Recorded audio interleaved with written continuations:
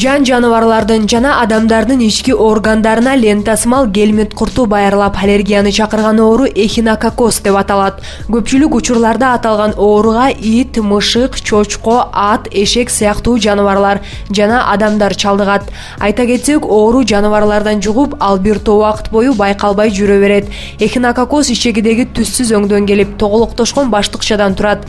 Кээ бир учурда ал баштыкча адамдын башынын же топтун көлөмүнө чейин жетет. Эхинококоз оорусунун узундугу 2-5 мм жеткен эхинокок мите курту козгойт. Анын баштыкчасында 400-дөн 800гө чейин жумурткалар болот.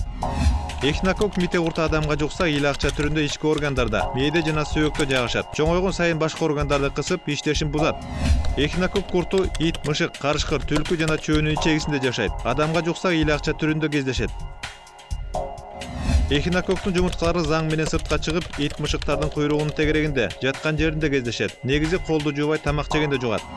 Ит мышыктардагы эхинокок куртун антигельминттик дары берип тазалайт. Мындай дарыны бир жылда 4 ирет берүү керек.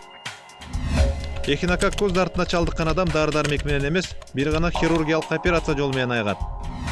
Эт сатып алганда текшерилген гана этти алыңыз. Мал сойгондо анын жабыркаган органдарын терең жайга көмүңүз. Жеке гигиенаны сактаңыз.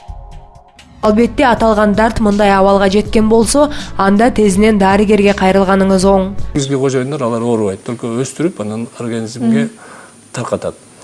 Организмге түшкөндө биринчи эле ичегиге түшүп, ичеги аркылуу кан тамырларга кирет, кан тамырлар аркылуу анан кийин биринчи бооруга барат, анан өпкөгө ошол менен кете берет. Негизи адамдын бир дагы органы жок эхинокок менен оорубаган. Эң көп 70-80% биринчи боору ооруйт, андан кийин 20% где-то өпкө оорусу, андан кийин бөйрөк, уйку без, мээ, жүрөк, жүлүн оорубаган неме жок да. Катпастан адамдын ичинен пайда болгон дарт алгач оорулууга билинбейт. Ичегидеги гельминттер чоңое баштаганда гана оорулуу алсырап, жөтөлүп, өпкө, жүрөк клеткалары ооруп, адам бат чарчайт. Оорудан сак болуу үчүн эң негизгиси ар дайым колду таза алып жүрүү экенин айтат. Эхинококоз оорусун бир колдун оорусу деп айтышат.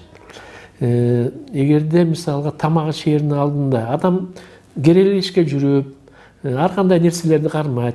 Ошондо жана курттардын личинкалары болуп калышы мүмкүн да. Анан ошол колунда калдыктан баягы тамак ишердин алдында колун жуубай, тамак ичкенде ошол колундагы личинкалар менен тиги личинкалар эмеге ашкасанга кирип кетиши мүмкүн. Ошон үчүн эң негизги алдын алуу жолдору жеке гигиена. Тамак ишердин алдында самындап, шашпай, колду жакшынакай кылып жууш керек. Бул ар бирөөбүздүн колубуздан келе турган нерсе. Андан тышкары мына жай маалы жакындап келатат. Жер жемиш деген көп. Жер жемиштерди кээде жуубай жеген кишилер да болот. Ошол жер жемиштердин сыртында курттун жана личинкалар болуп калышы мүмкүн да. Жердин алдында ошолорду жер жемиштерин баардыгын таза кылып жакшынакай жууп туруп анан жеш керек. Мите курттарынын ичинен боордогу эхинококоз оорусу эң коркунучтуу оорулардын бири. Бул оорунун микробдору баштыкчаларда жайгашып, боорду жеп көбөйүп кете берет. Аны дарылоого мүмкүн болбогондуктан хирургиялык жол менен гана оорунун микробдору жайгашкан агыш баштыкчалар кесилип алынат. Ооруну көбөйтө турган, тарата турган негизги булар иттер менен мышыктар. Байлык ден соолук дегендей, ар бирибиз чын ден соолукта болсок, бактылуу келечек күтөөрүн эстен чыгарбайлы.